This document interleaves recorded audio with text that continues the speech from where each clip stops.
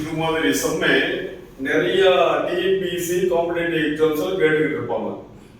இந்த சம் ரொம்ப ரிப்பீட்டடா கேட்குற சம். இந்த சம் கொஞ்சம் நல்லா பார்த்துக்கோங்க. A boy was asked to multiply a given number by 8 by 17.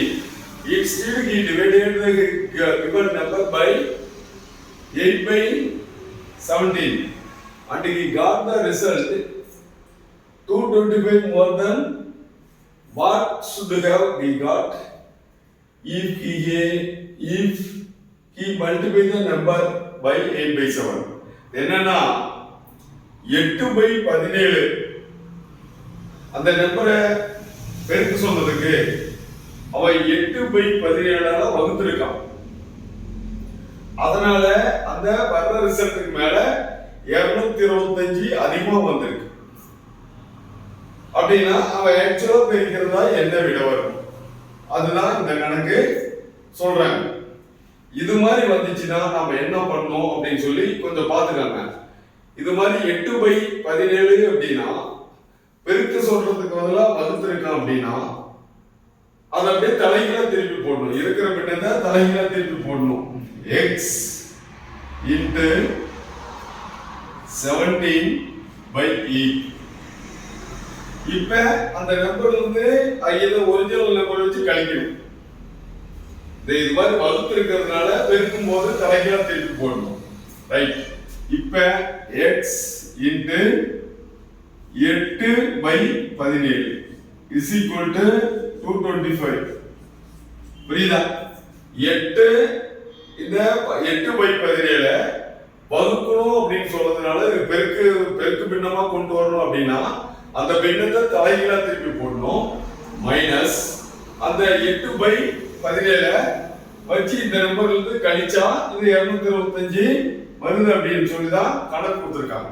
இப்ப ஃபார்மேட்டா அமைச்சிட்டோம். இப்ப நம்ம எடுத்து எழுதிக்குவோம். இது மாதிரி வந்துச்சுன்னா பின்ன கழித்தல் வந்துச்சுன்னா இது வந்து பின்ன கழித்தல் வந்துச்சுன்னா 7 17 by 8 மைனஸ் 8 by 17. இதுக்கு எல்சிஎம் கண்டுபிடிக்கணும். எல்சிஎம் கண்டுபிடிச்சா ரெண்டு வேரியேஷன் நம்பர் இருக்கு. அதனால இதையும் பெருக்கி போட்டுக்கணும். பெருக்குனா 8 17 136. இப்ப இதையும் 17 பெருக்கு. இது வந்து 8 into 17 137. இப்ப 17 into 17 எவ்வளவுன்னு பார்க்கணும். 7 49 1 7 11 1 17 17 9 8 2 289 மைனஸ். இப்ப இது வந்து 8 பெருக்கிறோமா, இங்கேயும் 17 பெருக்கும். அதே 17 மேல கொண்டு போறோம். அதே மாதிரிதான் இங்க 8 பெருக்கிறோம், அதே 8 இங்க கொண்டு போறோம். இது எப்படி வருதுன்னு உங்களுக்கு டவுட் வர்றதுனால கிளியரா சொல்றேன். ரைட். இப்ப 8 64. இப்ப 289 இருந்து 64 கழிக்கிறோம். 9 4 போச்சுன்னா 5, 8 6 போச்சுன்னா 2, 225. இப்ப இதை கழிச்சா என்ன வருது? 225. ஓகேவா? இப்ப பின்ன என்ன வருது? 225 by 136. இதுக்கு நமக்கு ஒரு பின்ன கிடைச்சிருச்சு. இப்ப is equal to 225. இங்க இருக்கிறத நம்ம எழுதுறோம். இதெல்லாம் கன்வெர்ட் பண்ணும்போது இதுல இருந்து இது கழிச்சா இந்த பின்னத்தை வந்திருக்கு. இது வந்து x இருக்கு இல்லையாங்க. இந்த x வந்து இப்ப அடுத்த ஸ்டெப் போடுறோம் பாருங்க. 225.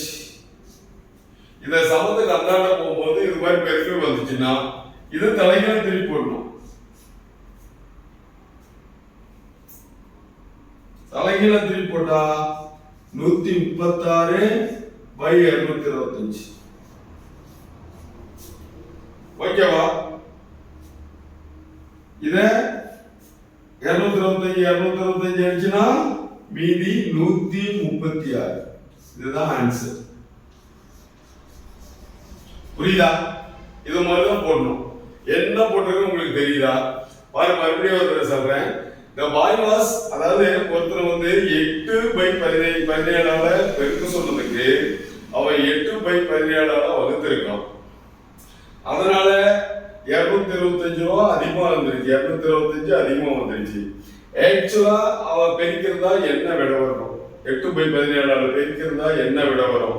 அதுதான் கணக்கு. அது மாதிரி வந்துச்சுன்னா நாம அது மாதிரி பெருக்கிறது பதிலாக வகுத்துல போட்டு போடணும்னா அது தலைகீழ திருப்பி போடணும். போட்டு அந்த நம்பர் வந்து ஒரிஜினல் நம்பரை கழிச்சோம்னா என்ன விட வருதோ அந்த விடையை வந்து இதுல போட்டு சப்ஸ்டிட் பண்ணணும். ஓகேவா? அதுதான் பண்றேங்க. இங்க அந்த பின்ன கூட்டல், இந்த பின்ன கழித்தல் போட்டிருக்கோம். பின்ன கழித்தல் போட்டா இந்த 225 வருது. 225 அந்த கீழே இருக்கிற 136 அப்படியே எடுத்து போட்டுக்கிட்டோம். இங்க எக்ஸ் கண்டுபிடிச்சிடும் இல்லையா? அது வந்து பெருக்கல் இது அந்த பக்கம் போகும்போது அப்படியே தலைகீழ போயிடும். தலைகீழ போனோம்னா அடிச்சோம் 225 மீதி 136. ஓகேவா? இது மாதிரி தான் போடணும்.